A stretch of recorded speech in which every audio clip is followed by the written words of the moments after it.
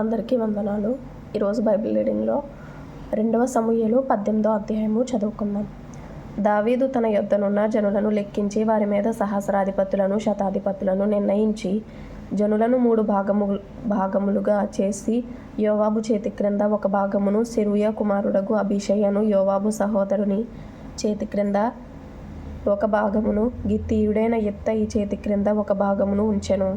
దావీదు, నేను మీతో కూడా బయలుదేరుదునని జనులతో చెప్పగా, జనులు, నీవు రాకూడదు, మేము పారిపోయినను జనులు దానిని లక్ష్యపెట్టరు. మాలో సగం మంది చనిపోయినను జనులు దానిని లక్ష్యపెట్టరు. మా వంటి 10,000 మందితో నీవు సాటి. కాబట్టి నీవు పట్టణమందు నిలిచి మాకు సహాయము చేయవలెనని అతనితో చెప్పిరి. అందుకు రాజు, మీ దృష్టికి ఏది మంచిదో దాన్ని చేసేదనని చెప్పి గుమ్మపు ప్రక్కను నిలిచి ఉండగా జనులందరూ గుంపులై వందల కొలదిగాను వేల కొలదిగాను బయలుదేరిరి. అప్పుడు రాజు యోవాబును అబీషయిని ఇత్తయిని పిలిచి, నా నిమిత్తమై యవ్వనుడైన అబ్షాలోమునకు దయచూపుడని ఆజ్ఞాపించెను. జనులందరూ వినుచుండగా రాజు అబ్షాలోమును గూర్చి అధిపతులకందరికీ ఆజ్ఞ ఇచ్చెను. జనులు ఇశ్రాయేలు వారిని ఎదిరించుటకై పొలములోనికి బయలుదేరిన మీదట యుద్ధము ఎఫ్రాయిము వనములో జరుగగా ఇశ్రాయేలు వారు దావీదు సేవకుల ఎదుట నిలువలేక ఓడిపోయిరి. ఆ దినమున 20,000 మంది అక్కడ హతులైరి. యుద్ధము ఆ ప్రదేశమంతటను వ్యాపించెను. మరియు నాటి దినమున కత్తి చేత కూలిన వారి కంటే ఎక్కువ మంది అడవిలో చిక్కుబడి నాశనమైరి. అబ్షాలోము కంచర గాడిద మీద ఎక్కిపోవచ్చు దావీదు సేవకులకు ఎదురాయెను. ఆ కంచర గాడిద యొక్క గొప్ప మస్తకి వృక్షం యొక్క చిక్కు కొమ్మల క్రిందికి పోయినప్పుడు అతని తల చెట్టుకు తగులుకొనినందున అతడు ఎత్తబడి ఆకాశమునకును భూమికిని మధ్యను వ్రేలాడుచుండగా అతని క్రిందనున్న కంచర గాడిద సాగిపోయెను. ఒకడు దానిని చూచి వచ్చి, అబ్షాలోము మస్తకి వృక్షమున వ్రేలాడుచుండుట నేను చూచితినని యోవాబుతో చెప్పినప్పుడు, యోవాబు, నీవు చూచి ఉంటివే, నేల కూలునట్లు నీవతని కొట్టకపోతివేమి? నీవతని చంపిన ఎడల 10 తులముల వెండియు 1 నడికట్టును నీకిచ్చియుందునని తనకు సమాచారము చెప్పిన వానితో అనెను. అందుకు వాడు, యవ్వనుడైన అబ్షాలోముని ఎవడునూ ముట్టకుండా జాగ్రత్త పడుడని రాజు నీకును అబీషయికిని ఇత్తయికిని ఆజ్ఞనిచ్చుచుండగా నేను వింటిని.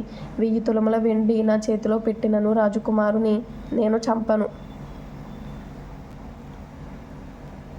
మోసము చేసి నేను అతని ప్రాణంనకు ముప్పు తెచ్చిన ఎడల అది రాజునకు తెలియకపోదు. రాజు సన్నిధిని నీవే నాకు విరోధి వగుదువు గదా అని యోవాబుతో అనగా, యోవాబు, నీవు చేయి వరకు నేను కాచుకొని ఉందునా అని చెప్పి 3 బాణములు చేత పట్టుకొని పోయి మస్తకి వృక్షమున వ్రేలాడుచు ఇంకను ప్రాణముతోనున్న అబ్షాలోము యొక్క గుండెకు గురిపెట్టి తన ఆయుధములను మోయువారు 10 మంది చుట్టుకొని ఉండగా అబ్షాలోమును కొట్టి చంపెను.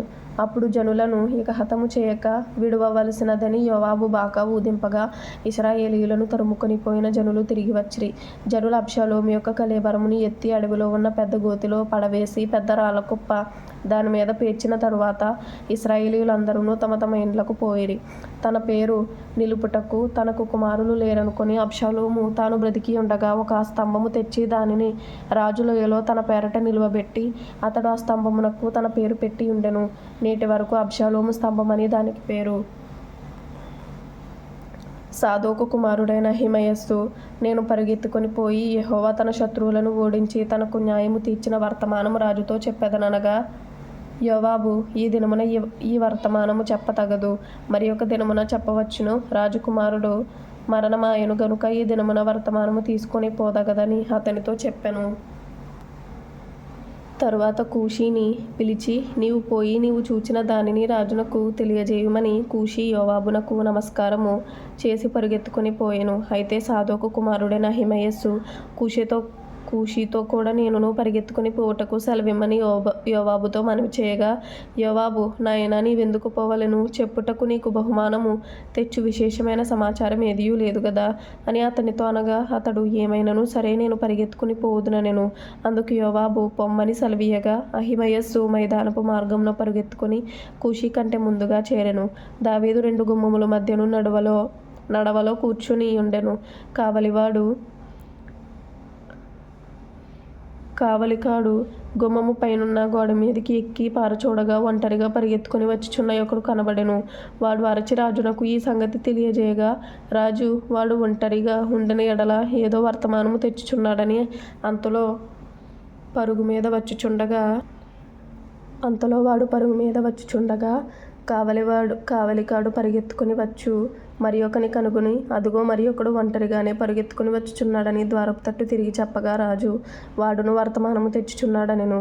కావలికాడు మొదటివాడు పరిగెత్తుట చూడగా, వాడు సాదోకు కుమారుడైన అహిమయస్సు అని నాకు తోచుచున్నది అనినప్పుడు రాజు, వాడు మంచివాడు, శుభవర్తమానము తెచ్చుచున్నాడని చెప్పాను. అంతలో అహిమయస్సు జయమని బిగ్గరగా రాజుతో చెప్పి, రాజు ముందర సాష్టాంగ నమస్కారము చేసిన ఏలినవాడవును రాజవునగు నిన్ను చంపచూచిన వారిని అప్పగించిన నీ దేవుడని యెహోవాకు స్తోత్రము అని చెప్పాను.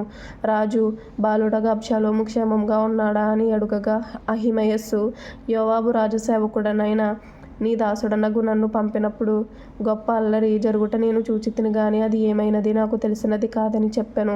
అప్పుడు రాజు, నీవు ప్రక్కకు తొలగి నిలిచి ఉండుమని వానికి ఆజ్ఞనీయగా వాడు తొలగి నిలిచెను. అంతలో కూచి వచ్చి, నా ఏలినవాడా రాజా, నేను నీకు శుభ సమాచారము తెచ్చితిని. ఈ దినమున యెహోవా నీ మీదికి వచ్చిన వారిని అందరినీ ఓడించి నీకు న్యాయము తీర్చెనని చెప్పినప్పుడు రాజు, బాలుడగు అబ్షాలోము క్షేమముగా ఉన్నాడా అని అడిగెను. అందుకు కూషి చెప్పినదేమనగా, నా ఏలినవాడవును రాజవునగు నీ శత్రువులను నీకు హాని చేయవలెనని నీ మీదికి వచ్చిన వారందరూ ఆ బాలుడు ఉన్నట్టుగానే యుందురుగాక. అప్పుడు రాజు బహు కలతపడి గుమ్మమునకు పైగానున్న గదికి ఎక్కిపోయి ఏడ్చుచు సంచరించుచు, నా కుమారుడా అబ్షాలోమా, నా కుమారుడా అబ్షాలోమా అని కేకలు వేయచు, అయ్యో నా కుమారుడా, నీకు బదులుగా నేను చనిపోయిన ఎడల ఎంత బాగుండును, నా కుమారుడా అబ్షాలోమా, నా కుమారుడా అని ఏడ్చుచూ వచ్చెను. తరువాత కీర్తనల గ్రంథం నుండి 145వ కీర్తన. స్తుతి కీర్తన దావీదుది. రాజవైన నా దేవా, నిన్ను గణపరచెదను, నీ నామమును నిత్యము సన్నుతించెదను. అనుదినము నేను నిన్ను స్తుతించెదను, నిత్యము నీ నామమును స్తుతించెదను. యెహోవా మహాత్మ్యము గలవాడు, ఆయన అధిక స్తోత్రము నొందదగినవాడు. ఆయన మహాత్మ్యము గ్రహింపశక్యము కానిది. ఒక తరము వారు మరి ఒక తరము వారి ఎదుట నీ క్రియలను కొనియాడుదురు, నీ పరాక్రమ క్రియలను తెలియజేయుదురు. మహోన్నతమైన నీ ప్రభావ మహిమను, నీ ఆశ్చర్య కార్యములను నేను ధ్యానించెదను. నీ భీకర కార్యముల విక్రమమును మనుష్యులు వివరించెదరు. నేను నీ మహాత్మ్యమును వర్ణించెదను. నీ మహాదయాళత్వమును గూర్చిన కీర్తిని వారు ప్రకటించెదరు. నీ నీతిని గూర్చి వారు గానము చేసెదరు. యెహోవా దయా దాక్షిణ్యములు గలవాడు, ఆయన దీర్ఘశాంతుడు, కృపాతిశయము గలవాడు. యెహోవా అందరికీ ఉపకారి, ఆయన కనికరములు ఆయన సమస్త కార్యముల మీదనున్నవి. యెహోవా, నీ క్రియలన్నీయు నీకు కృతజ్ఞతాస్తుతులు చెల్లించుచున్నవి. నీ భక్తులు నిన్ను సన్నుతించుదురు. ఆయన మహోన్నత ప్రభావమును ఆయన బలమును నరులకు తెలియజేయుటకై నీ భక్తులు నీ రాజ ప్రభావమును గూర్చి చెప్పుకొందురు. నీ శౌర్యమును గూర్చి పలుకుదురు. నీ రాజ్యము శాశ్వత రాజ్యము, నీ రాజ్య పరిపాలన తరతరములు నిలుచును. యెహోవా పడిపోవు వారిని అందరినీ ఉద్ధరించువాడు, కృంగిపోయిన వారిని అందరినీ లేవనెత్తువాడు. సర్వజీవుల కన్నులు నీ వైపు చూచుచున్నవి. తగిన కాలమందు నీవు వారికి ఆహారం ఇచ్చుదువు. నీవు నీ గుప్పులిని విప్పి ప్రతి జీవి కోరికను తృప్తిపరచుచున్నావు. యెహోవా తన మార్గములన్నిటిలో నీతి గలవాడు, తన క్రియలన్నిటిలో కృప చూపువాడు. తనకు మొరపెట్టు వారికి అందరికీ, తనకు నిజముగా మొరపెట్టు వారికి అందరికీ యెహోవా సమీపముగా ఉన్నాడు. తన యందు భయభక్తులు గలవారి కోరిక ఆయన నెరవేర్చును. వారి మొర్ర ఆలకించి వారిని రక్షించును. యెహోవా తన్ను ప్రేమించు వారిని అందరినీ కాపాడును. అయితే భక్తిహీనులనందరినీ ఆయన నాశనము చేయును. నా నోరు యెహోవాను స్తోత్రము చేయును. శరీరులందరూ ఆయన పరిశుద్ధ నామమును నిత్యము సన్నుతించుదురుగాక. ఆమెన్. 1 సంవత్సరం లోపు బైబిల్ పూర్తి చేయాలి అనే ఆశ కలిగిన వారు ఫాలో చేయండి, లైక్ చేయండి, షేర్ చేయండి, సబ్స్క్రైబ్ చేసుకోండి. ప్రభు మీకు తోడైండునుగాక. ఆమెన్.